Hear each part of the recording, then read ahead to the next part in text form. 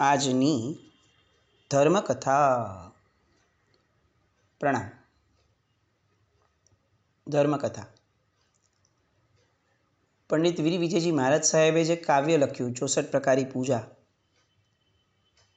એ પણ એક પ્રકારની ધર્મકથા છે. ગણધર ભગવંતોએ સૂત્રો લખ્યા, એ પણ એક પ્રકારની ધર્મકથા છે. તે બધી જ વસ્તુઓ ધર્મકથા છે કે જે વસ્તુઓમાંથી, જે કાવ્યો કે જે તંત્રમાંથી આપણે ધર્મ શોધી શકીએ છીએ. અને એ અપેક્ષાએ વિચાર કરીએ તો જીવનમાં આપણી સાથે થતી તમામ ઘટનાઓ પણ ધર્મકથા છે, જો આપણે એમાંથી ધર્મ લેતા શીખીએ તો. કેટલીક વાર એવું થતું હોય છે કે આપણે ધર્મ કરતા હોવા છતાં પણ ધર્મકથા નથી સાંભળતા, કારણ કે આપણી પાસે યા તો સમય નથી ને યા તો આપણે એમાં મન ભેળવ્યું નથી. નહીં તો નમુત્થુણમ બોલતો વ્યક્તિ એ પ્રભુ પાસેથી પ્રભુના ગુણોની ધર્મકથા નથી કરતો તો શું કરે છે? ઈર્યાવી કરતો વ્યક્તિ એ અનેક જીવો પ્રત્યેના વાત્સલ્યની ધર્મકથા નથી કરતો તો શું કરે છે? સ્તવના ગાતો વ્યક્તિ એ ભગવાનના ગુણોની સ્તવના દ્વારા એ ભગવાનની કથા નથી કરતો તો શું કરે છે? પણ આ કથાઓનું મોરલ લેવા માટે આપણી જે તૈયારી જોઈએ, આપણો જે એના પ્રત્યેનો અભિગમ, અપ્રોચ જોઈએ, એ નથી. આપણે નમુત્થુણમ ફક્ત નમુત્થુણમ બોલવા માટે બોલીએ છીએ. આપણે સ્તવન ફક્ત એક વિધિનો ભાગ પૂર્ણ કરવા માટે કરીએ છીએ. અને એટલે ધર્મકથાઓ આપણી આસપાસ અનેક હોવા છતાં આપણને અલગથી ધર્મકથાઓ સાંભળવી પડે છે. આવી એક ધર્મકથા કે જે પંડિત વીર વિજયજી મહારાજ સાહેબે રચેલી 64 પ્રકારી પૂજા, એ કથાઓમાંની એક કથા આજે આપણે જોવી છે. બે કથા છે ઇનફેક્ટ આજે જોવાની ધારણા, કે જેમાં આસક્તિ શું કરી શકે છે. એ જે ગઈકાલથી આપણી વાત ચાલતી હતી એની કેરી ફોરવર્ડ આપણે કરીએ. એક નાની કથા છે, એક જરાક સામાન્ય કથા છે, પણ બે અલગ અલગ વસ્તુઓની આસક્તિની વાત છે. ગઈકાલની કથામાં આપણે જોયું કે કોઈના રૂપ પ્રત્યેની આસક્તિ હોય તો એ સ્વ પર બંને માટે કેટલી ભયાનક છે. આજે કેટલાક દ્રવ્ય પ્રત્યેની આસક્તિ હોય તો એ કેટલી ભયાનક છે, એની વિચારણા કરીએ. એક ગરોળીની કથા આપણે ત્યાં આવે છે. બન્યું એવું કે ઉપાશ્રયની અંદરમાં બહુ વર્ષો પહેલાંની વાત, સેંકડો વર્ષો પહેલાંની વાત, જ્યારે જ્ઞાની ગુરુ ભગવંતો વિચરણ કરતા હતા એ સમયની આ વાત. સાધ્વીજી ભગવંતો એ ઉપાશ્રયની અંદરમાં શ્રાવિકાઓને આરાધના કરાવવા અને પોતાના સંયમ જીવનનું વહન કરવા માટે બિરાજમાન હતા. એ ઉપાશ્રયની અંદરમાં એક લાકડાની પેટી હશે. એ લાકડાની પેટીની અંદરમાં સામાન્ય પુસ્તકો વગેરે જે હોય ઉપાશ્રયમાં રાખવાના એ જ હતા. પણ આ સાધ્વીજી ભગવંતોએ વારંવાર જોયું કે એક ગરોળી મોટી, જે આખા ઉપાશ્રયમાંથી ફક્ત એ જ લાકડાની પેટીની પાસે રહે છે, એ કંઈ હરતી ફરતી નથી. અને ત્યાં જાઓ તો એ સતત ત્યાં જ જાણે એની કેરટેકર હોય એવી રીતે રહેતી હોય છે. આપણને જતાંય ડર લાગે, કારણ કે કોઈ વ્યક્તિ અગર લાકડાની પેટી ઉગાડવા જાય છે તો એ તરત એના તરફ ધસી આવે છે. આવું એમણે ઘણી બધી વાર અનુભવ્યું. સામાન્ય રીતે કેટલીક વાર તો બહુ સહજપણે લીધું કે ભાઈ અહીંયા ગરોળી હશે ને એના કારણે થતું હશે. પણ 3-4 અનુભવ પછીથી કેટલાક સાધ્વીજી ભગવંતોએ ઓબ્ઝર્વેશનના મોડ ઉપર આવ્યા અને એના કારણે એમણે એવું તારણ કાઢ્યું કે આ ગરોળી અહીંયા સિવાય ક્યાંય જતી જ નથી. પછી એ વાત એમણે ત્યાંના શ્રાવિકાઓને પૂછી કે તમને કોઈને આવો અનુભવ છે કે નહીં? તો શ્રાવિકાઓમાંથી પણ કેટલાક જણાવ્યા કે હા, આ ગરોળી તો અમે હંમેશા જોઈ છે. જોકે લાકડાની પેટી most of the time unused રહેતી, પણ તેમ છતાં જ્યારે યુઝમાં આવવાની વાત આવે ત્યારે લોકોને આવું અનુભવ કેટલાક ધ્યાનમાં આવ્યા કે યસ, આ ગરોળીની આસપાસ ફરતી હોય છે છેલ્લા કેટલાક સમયથી. આશ્ચર્ય થયું બધાને. મનમાં આ ગાંઠ વાળીને રાખ્યું કે કોઈ જ્ઞાની વ્યક્તિ મળશે ત્યારે ચોક્કસપણે આપણે પૂછશું. હવે નગરની અંદરમાં જ્ઞાની ગુરુ ભગવંત પધાર્યા અને પહેલાં સાધ્વીજી ભગવંતોને આ ગરોળીની જે હકીકત હતી એ એમણે પ્રોમિનન્ટલી યાદ રાખી હતી ગાંઠ વાળીને, એટલે એ તરત પૂછવાનું યાદ આવ્યું. સાહેબ, અમે જ્યાં રોકાયા છે એ ઉપાશ્રયમાં એક ગરોળી એક લાકડાની પેટી નીચે રોજ આવીને બેસી જ જાય છે, તો એની પાછળ કોઈ રહસ્ય હશે. અને પેલા જ્ઞાની ગુરુ ભગવંત એ ઉપયોગ મૂકીને પછી કહે છે કે હા, એની પાછળ એક ગુપ્ત રહસ્ય છે. અને પછી સાહેબ સમાધાન આપે છે. આખું નગર સાંભળવા માટે બહુ તત્પર છે. અને સાહેબ સમાધાન આપે છે કે આ નગરની અંદરમાં એક શ્રાવિકાએ દીક્ષા લીધી હતી. દીક્ષા લેતા પહેલાં એની પાસે કેટલાક મૂલ્યવાન રત્નો હતા. હવે એણે તો દીક્ષા જ લેવાની હતી, બધાનો ત્યાગ જ કરવાનો હતો, પણ એ રત્નો પરની આસક્તિ એની ન છૂટી શકી. એટલે શું થયું? તો કે એને એમ હતું કે હું ઉપાશ્રયમાં જ રહેવાની, દીક્ષા લીધી છે પછી, તો હું મારા અંડર ઓબ્ઝર્વેશન હું આ રત્નોને ક્યાંક સાચવીને રાખી દઉં. પછી મારે આપવા હશે તો જોશું, અને નહીં આપવા હશે તો કાંઈ નહીં, હું એને મારી સામે છે એવું વિચારીને હું શાંતિથી જીવી શકીશ. તો એણે શું કર્યું કે આ લાકડાની જે પેટી છે, આ લાકડાની પેટીની નીચેના પોલાણની અંદરમાં એ રત્નોને એણે છુપાવીને રાખ્યા છે. એ છુપાવ્યા પછીથી તો એ દીક્ષા થઈ, કેટલીક સાધના ઉપાસના કરી હશે, ક્યાંક વિહાર બી કર્યો હશે, પાછા અહીંયા પણ આવ્યા હશે, અને એ પછીથી એ કાળધર્મ પામ્યા. હવે કાળધર્મ પામતી વખતે પણ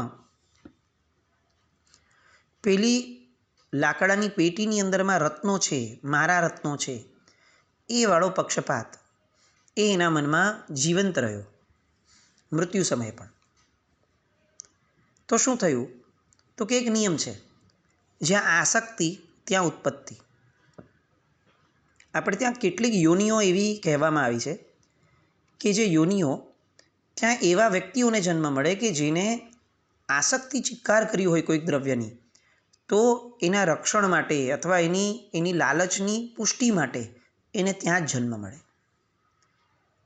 આ વાત જેટલી કર્મ થિયરીવાળી છે એટલી જ આ વૈજ્ઞાનિક પણ છે. આપણે ઘણા બધા વિડીયોઝ કે ઘણી બધી વાતો એવી સાંભળી છે અને જોયું છે, બહુ સ્પષ્ટપણે આવું ઘણીવાર જોવા પણ મળ્યું છે કે ભૂગર્ભની અંદરમાંથી કોઈ વસ્તુ જ્યારે પ્રાપ્ત થાય ત્યારે એ વસ્તુની ભેગા લગભગ નિયતપણે સાપ વીંટાયેલો જોવા મળે. એ કેમ જોવા મળે? એટલા માટે જોવા મળે કે એ સાપ પૂર્વભવની અંદરમાં એ આ જે દટાયેલી વસ્તુ છે એની સાથે સંલગ્ન હશે. આવા ઘણા બધા આપણને ફોરેનના વિડીયોઝ પણ મળે છે જોવા, અને આવા આર્ટિકલ્સ પણ જોવા મળે છે, વાંચવા મળે છે, કે જેની અંદરમાં એ લોકો લખે છે કે જ્યારે ભૂગર્ભની અંદરમાં કોઈ વસ્તુ, રત્નો, ખજાનો વગેરે ખોદીએ અને પ્રાપ્ત થાય ત્યારે અચૂકપણે એની સાથે સાપ વીંટળાયેલા જોવા મળે, જે સાપ એના રક્ષણ માટે જ હોય. એટલે એ જ્યારે કોઈ આ વ્યક્તિ આ વસ્તુ લેવા માટે આગળ ધસે ત્યારે સાપ એની ઉપર હુમલો કરવાનો પ્રયત્ન કરે. જેમ આવી રીતે ભૂગર્ભની વસ્તુઓની અંદરમાં સાપની યોનિ છે, એવી રીતે સામાન્યતયા આપણા ઘરોની અંદરમાં ગરોળીની યોનિ છે. ગરોળી તરીકે કોણ ઉત્પન્ન થાય? તો એ આ વાત એની સાથે સહમતિ આપે છે આપણા કર્મ સાહિત્યમાં, કે જેને કોઈ એક વસ્તુ પ્રત્યેની આસક્તિ હોય એ એની આજુબાજુના તિર્યંચ યોનિની અંદરમાં જન્મ પામે. અને એ તિર્યંચ યોનિમાં મુખ્યતયા કૂતરું, પાડો એટલે કે બળદ, અને ગરોળી આ મુખ્યતયા છે. ગરોળી એ બહુ વિશેષપણે એટલા માટે છે કે જો કોઈ આવું રત્ન હોય કે જે કોઈ દ્રવ્ય છે, ધન છે, તો ધનની આસપાસ ગરોળી થવાની વાત આપણે ત્યાં બહુ જ મોટા પ્રમાણમાં આવે છે. હવે એ વાત તો પૂરી થઈ. એક જ્ઞાની ગુરુ ભગવંતે કહી દીધું, બધાને બહુ અરેરાટી થઈ કે સાધ્વીજી જેવું જીવન મળ્યું, શ્રવણપણું મળ્યું, અને તેમ છતાં મરીને ગરોળી થઈ. અને એટલે પછીથી સાધ્વીજી ભગવંતોએ ત્યાં ગયા અને એ ગરોળીને ધર્મ પમાડવા માટે રોજ એની પાસે કેટલીક સારી વાતો કરે, એને વાસક્ષેપ કરે, એની માટે શુભ ભાવનાઓ ભાવે, એ જે ઇત્યાદિ જેને જે સ્ફૂર્યું તે કર્યું. આ કથા અહીંયા પૂરી કરી વીર વિજયજી મહારાજ સાહેબે. પણ હવે આપણે આપણી કથા શરૂ કરવાની છે. આપણને શું લાગે છે, આપણે આખા જીવનની અંદરમાં એવી કઈ વસ્તુ છે કે જેના પ્રત્યે આપણી આસક્તિ આપણને નેક્સ્ટ ભાવ સુધી કેરી ફોરવર્ડ થશે? વિચારવા જેવું છે. એ વ્યક્તિ પણ હોઈ શકે. આપણને લાગે કે આપણા ઘરના દીકરાઓ પ્રત્યે કે વડીલો પ્રત્યે કે કોઈ એક પાત્ર પ્રત્યે આપણને બહુ જ આસક્તિ છે. પ્રેમ હોવો અલગ વસ્તુ થઈ, સ્નેહ હોવો અલગ વસ્તુ થઈ, આસક્તિ હોવી અલગ વસ્તુ થઈ. ગૌતમ સ્વામી મહારાજા જ્યારે પ્રતિબોધ કરવા ગયા ખેડૂતને, અને ત્યારે ઓલો કહે છે કે મને મારી પત્નીને હું નહીં છોડી શકું, આખું જગત છોડવાની મારી તૈયારી છે, તમે દીક્ષા કહો છો હું દીક્ષા લઈ લઉં, પણ હું મારી પત્નીને નહીં છોડી શકું. અને બહાર નીકળતા એનું મૃત્યુ થયું આકસ્મિક રીતે, અને મરીને એ જૂ તરીકે ઉત્પન્ન થયો પત્નીના વાળની અંદરમાં. આવી બધી કથાઓ પણ જો આપણને હચમચાવે નહીં અને કથાઓ કથા તરીકે જ રહે, ખાલી એક શ્રવણનું પાત્ર બની જાય, શ્રવણનું સાધન જ બનીને રહે, તો આપણે ચોક્કસપણે તપાસવું જોઈએ કે આપણે જૈન કુળને લાયક છીએ કે નહીં. આપણે બાય મિસ્ટેક જન્મ્યા છીએ? કારણ કે જૈન કુળમાં જન્મેલો માણસ તો પાત્ર હોય, પાત્રતા વગર કઈ રીતે જન્મ્યો હોય? અને જો ખરેખર પાત્રતા છે તો પછી આપણે એટલા દિઠ્ઠ કેમ થઈ ગયા, એટલા બધા પ્રૂફ કેમ થઈ ગયા કે આવી કથાઓ સાંભળીને આપણને આપણી કથા યાદ નથી આવતી કે અરે મારી પણ આવી કથાઓ છે? અને કેવી કેવી આસક્તિઓ આપણે જોયું છે. કેટલા બધા મુનિ ભગવંતોના આવા દ્રષ્ટાંતો છે કે મરીને ઉપાશ્રયની આજુબાજુના ખાળમાં, ગટરની અંદરમાં અધિષ્ઠાયક દેવ થયા, કે ઝાડના અધિષ્ઠાયક દેવ થયા. આસક્તિ ફક્ત મૂલ્યવાન વસ્તુઓ ઉપર હોય એવું જરૂરી નથી. તત્વાર્થાધિગમ સૂત્રની અંદરમાં સાધુ ભગવંત માટે, ઇનફેક્ટ પરિગ્રહ શબ્દ માટે બહુ સરસ વ્યાખ્યા લખી છે કે પરિગ્રહનો ત્યાગ એટલે શું? કોઈ વસ્તુઓ જેટલી ભેગી કરી છે એ બધાનો ત્યાગ? તો કે ના, એ તો સ્થૂળથી. પરિગ્રહનો ત્યાગ એટલે મૂર્છાનો ત્યાગ. એટલે સાધુ ભગવંતની જ્યારે ઉપધિની વાત મૂકે છે ત્યારે એમને પણ એવું કહેવામાં આવ્યું છે કે એમાં પણ પરિગ્રહનો ત્યાગ હોવો જોઈએ. એટલે શું? તો કે મુપત્તિમાં પણ કેટલાકને રાગ થઈ શકે, આસક્તિ થઈ શકે છે. કેટલાકને સાધુચર્યાની કેટલીક વસ્તુઓમાં પણ રાગ થઈ શકે છે. ઉપચાર માટે કેટલીક વસ્તુઓ, બેલ્ટ જેવું પહેર્યું હોય તો એ બેલ્ટમાંય રાગ થઈ શકે છે. રાગને વેશ સાથે સંબંધ નથી, રાગને ક્ષેત્ર સાથે સંબંધ નથી, રાગને મૂલ્ય સાથે સંબંધ નથી, રાગને દ્રવ્ય સાથે સંબંધ નથી, રાગને ફક્ત અજ્ઞાન સાથે સંબંધ છે. જીવ પોતાનું અજ્ઞાન વધારે રાખશે જે વસ્તુમાં, આ મને બહુ ગમે છે, આ મને બહુ ગમે છે, આના વગર મને ન ચાલે, આવી દુનિયામાં આપણી માટે કેટલી વસ્તુઓ છે. આવી બધી વિચારણા આપણે કરવી જોઈશે.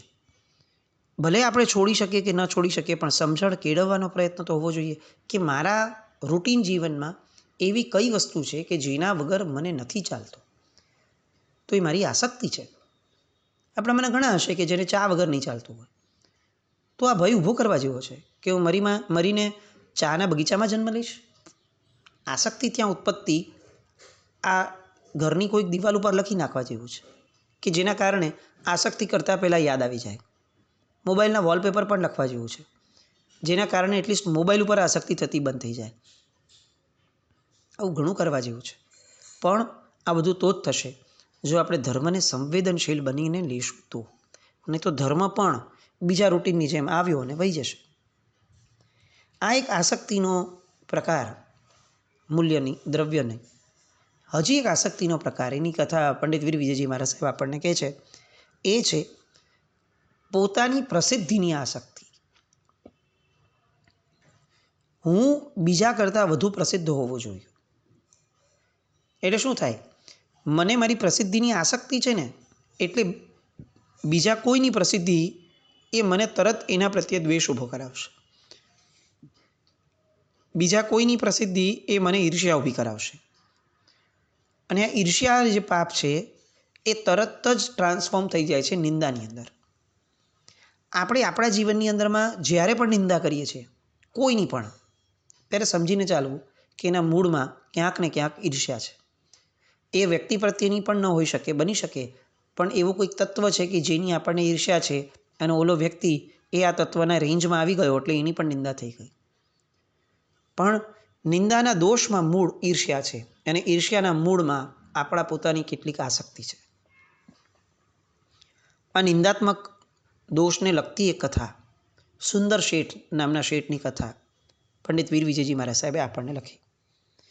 સુંદર નામના શેઠ વ્યાપારી હતા, બહુ જ ધર્મવીર હતા, અને એટલે દાન ધર્મ વગેરેમાં પણ બહુ રસ એમને, લોકોની અંદરમાં બહુ જ પ્રખ્યાતિ. એ જેટલું કમાય એમાંથી ખપ પૂરતું જ રાખે અને બાકીનું બધું જે છે એ મોટા ભાગે એ પોતે દાનમાં વાપરી નાખતા. લોકો એમને દાનેશ્વરી સુંદર શેઠ આવી રીતે ઓળખતા હતા. સવાર પડે અને એમના આંગણે લોકોની ભીડ જામતી અને એમને ત્યાં નિયમ હતો કે કોઈ પણ વ્યક્તિ ખાલી હાથે જવો ન જોઈએ. એટલે આવી જબરદસ્ત પ્રશંસા થતી. હવે બીજા એક શેઠના વાઈફ શેઠાણી એ જ નગરના, એમને આ વસ્તુ ખટકવા લાગી કે પૈસા તો અમારા શેઠ પાસે એ શેઠ કરતાંય ઘણા વધારે છે, તો પ્રસિદ્ધિ અમારીને કેમ વધારે ન હોવી જોઈએ.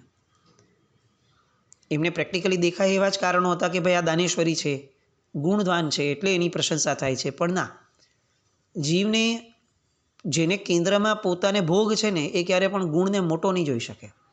એને ક્લિયર દેખાશે કે આ વ્યક્તિની પ્રશંસા થાય છે કારણ કે ગુણવાન છે, પણ એ ગુણ નહીં જુએ, એ કંઈક બીજું ગોતશે એમાંથી. કેમ? કારણ કે એની પોતાની દૃષ્ટિમાં ભોગ વસેલો છે. તો હવે ગુણને ક્યારે પ્રાધાન્ય નહીં આપી શકે, એ ભોગ જ ગોતશે કે આ ગુણવાન ભલે રહ્યો પણ આ એક કારણ છે કે જેના કારણે એની પ્રશંસા થાય છે. એ ભોગ ગોતશે, એ દોષ ગોતશે.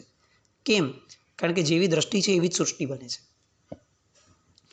હવે આ શેઠાણીને ઈર્ષ્યા થઈ, લોકોને સામાન્ય રીતે કહેવા લાગી, નિંદા કરવા લાગી. ઈર્ષ્યા થઈ એટલે નિંદા આવવાની જ.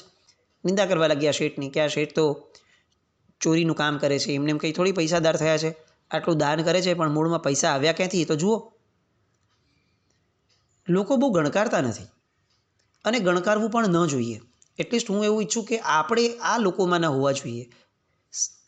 ટોળું પણ બનીએ ને તો પણ એટલીસ્ટ સુગ્ન ટોળું બનીએ, કે જે ટોળું પણ જેને ખબર હોય કે મારે કોને ન્યાય આપવો ને કોને ન આપવો, કઈ વાતોને તૂલ આપવું ને કઈ વાતોને ન આપવું, કયા વ્યક્તિને વેટેજ આપવું ને કયા વ્યક્તિને ન આપવું.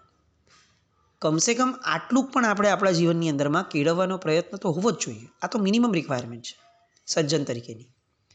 એટલે સજ્જન લોકો હતા ગામના અને આ સજ્જનતાને પોંખનારા વ્યક્તિઓ હતા, એટલે બહુ એને તૂલ નહોતા આપતા. એટલે શેઠાણીની ઈર્ષ્યા દિન પ્રતિદિન વધતી જતી હતી. પછી એને વાર્તા બનાવવાની શરૂ કરી કે આ શેઠની પાસે કોઈ પણ થાપણ મૂકે છે ને તો એ શું કરે છે કે ઓલો મરી જાય તો પણ એને થાપણ આપતા નથી. પછી એના મરી ગયા પછી તે થાપણ પચાવી પાડે છે. એટલે એના જે વંશજો હોય એ બધા લોકો બિચારા ભૂખે મરે છે. એટલે આની પાસે થાપણો પણ મૂકવા જેવી નથી. લોકોને આવું બોલી રાખે, પણ લોકો પણ સમજતા હતા કે આવો કોઈ અનુભવ જ નથી. અને આ શેઠની અંદરમાં આવો કોઈ સિમ્પટમ નથી, આવો કોઈ પ્રસંગ બન્યો નથી, તો કેમ કોઈ માને આવું? ઉલટાકનું એની પ્રતિપક્ષી વસ્તુ કે શેઠ ઉદાર કેટલા છે એ દેખીતી છે, તો પછી લોકો પણ આ શેઠાણીની વાતને બહુ તુલ નહોતા આપતા. એક દિવસ પ્રસંગ એવો બન્યો કે શેઠના ઘરે કોઈ આવી રીતે થાપણ મૂકવા આવ્યો હતો, નાનો વેપારી. એણે શેઠે છાશ આપી, જે છાશ બસ થોડા જ સમય પહેલાં એક ભરવાડણ પોતે લઈને આવી હતી અને છાશ આપી હતી શેઠને. શેઠે એ જ છાશ એને પીવા માટે આપી બોલા વેપારીને. એ વેપારીએ છાશ પીધી અને થોડી જ ક્ષણોની અંદરમાં એ મૃત્યુ પામ્યો. હોહા થઈ ગઈ. વેપારી કોઈક આવ્યો હતો બહારનો અને મૃત્યુ પામ્યો. શેઠને ત્યાં શેઠાણીને તો ખોરાક મળી ગયો પેલી શેઠાણીને, અને એણે તો રોકકડ ચાલુ કરી. હાય હાય, આ આપણા નકરીનું નામ ડૂબોળ્યું. હું તો પહેલેથી કહેતી હતી, કોઈ મારી વાત માનતું ન હતું. જુઓ, આણે થાપણ વળવી લેવા માટે આને મારી નાખ્યો. અનેક વાતો ચાલી. હવે લોકો પણ કેટલાક તો વિચારતા થયા, કારણ કે સામે પ્રસંગ બન્યો છે અને પેલી શેઠાણી તો કેટલા વખતથી આ વાત કરતી જ હતી. એટલે રિલેવન્સ મળતું હતું, પણ છતાંય લોકોને ભરોસો નહોતો બેસતો. છેવટે વાત પંચ આગળ ગઈ. પંચ છે, ન્યાય કરશે તો બરોબર તોડશે, એટલે તપાસ ચાલુ કરી. શેઠે તપાસની અંદરમાં બહુ જ સહકાર આપ્યો. સૌથી પહેલું પંચે એ માંગ્યું કે ભાઈ તમારું જે વાસણ છે એ વાસણ અને જેમાંથી છાશ આપીએ છાશની અમારે ચકાસણી કરવી છે. ચકાસણી કરતાં ખબર પડી કે આ છાશમાં ઝેર છે, કે જેના કારણે આ મરી ગયું. એટલે હવે બે પ્રશ્ન થયા કે આ ઝેર યા તો શેઠે પોતે મેળવ્યું હોય, અને યા તો જેમ શેઠ કહે છે કે એને કોઈ ભરવાડણે આપ્યું છે એને પણ મેળવ્યું હોય. પંચ છે એ કંઈ ઉપર છેલ્લી વાતમાં ભરોસો નહીં રાખે. પેલી શેઠાણીનું બહુ દબાણ હતું કે જુઓ, હું કહેતી હતી કે આ ઝેર એણે જ આપ્યું છે, આ જ બધું આવું કરનાર છે. પણ પંચે હજી ન્યાય આગળ વધાર્યો અને પેલી ભરવાડણની પૂછપરછ કરી. ભરવાડણને ત્યાં પણ આવી બીજી કેટલીક છાશ પડી હતી. એને પૂછ્યું હતું કે ના, મેં બીજા કોઈને આજે આપી નથી, મેં સીધી ત્યાં જ રાખી હતી ઘરે. એટલે તરત જ લોકોએ છાશ ચેક કરી તો એ છાશની અંદરમાં પણ ઝેર નીકળ્યું. હવે પંચને થોડું આશ્ચર્ય થયું કે હવે એવું બની શકે કે આ શેઠ નિર્દોષ હોય, કારણ કે આ ભરવાડણના જ ઓલામાં છાશમાં ઝેર છે, તો એનો મતલબ કે એને જ ક્યાંકથી ઝેરની પ્રાપ્તિ થઈ હશે. એટલે હવે બે ઓપ્શન રહ્યા કે યા તો ભરવાડણે ઝેર મેળવ્યું હોય ને યા તો અનાયાસે ક્યાંકથી ઝેર આવી ગયું હોય. એટલે ભરવાડણ જ્યારે બનાવીને ગઈ હતી ત્યારે એને જેને છાશ આપી હતી એને પૂછ્યું, તો એણે કીધું કે ના, મારું તો બધું બરાબર છે, મેં આ જ છાશ પીધેલી. એટલે ફરી તાગ નીકળ્યો કે એનો મતલબ એ થયો કે ભરવાડણ ઘરેથી નીકળી છાશ બનાવીને અને પછીથી એ શેઠના ઘરે આવી, એ અરસાની અંદરમાં ક્યાંક ઝેર ભળ્યું હશે. હવે અહીંયા પંચે એ નિર્ણય કર્યો કે આટલું જ્ઞાન તો આપણી પાસે નથી, કોઈ જ્ઞાની આવશે એટલે પૂછશું, પણ એટલું નક્કી થાય કે શેઠ આમાં નિર્દોષ છે. અને એ જ અરસાની અંદરમાં જ્ઞાની પુરુષ આવ્યા. એટલે જ્ઞાની ગુરુ ભગવાનને પૂછ્યું અને એમણે તરત જણાવ્યું કે પેલી ભરવાડણ જ્યારે લઈને જતી હતી અને ઢાંકી ન હતી, ઉપરથી સમડી સાપ લઈને જતી હતી, સાપના મુખને એને દબાવ્યું અને સાપના મુખમાંથી જે ઝેર પડ્યું એ ઝેર સીધું આ જ છાશની ગાગરમાં પડ્યું અને ખુલ્લી હતી એટલે એના કારણે એમાં ઝેર ભળી ગયું અને એ ઝેરના કારણે એનો મૃત્યુ થયો. બહુ સ્પષ્ટ થયું બધું જ. પેલી શેઠાણીની હવે નિંદા, એના પ્રત્યે લોકોનો ધિક્કાર વધવા લાગ્યો. એ શેઠાણીનું ભવિષ્યમાં શું થયું એ પછીનો વિષય, પણ મૂળ વિષય આ છે જે પંડિત વીર વિજયજી મહારાજ સાહેબ કહેવા માંગે છે.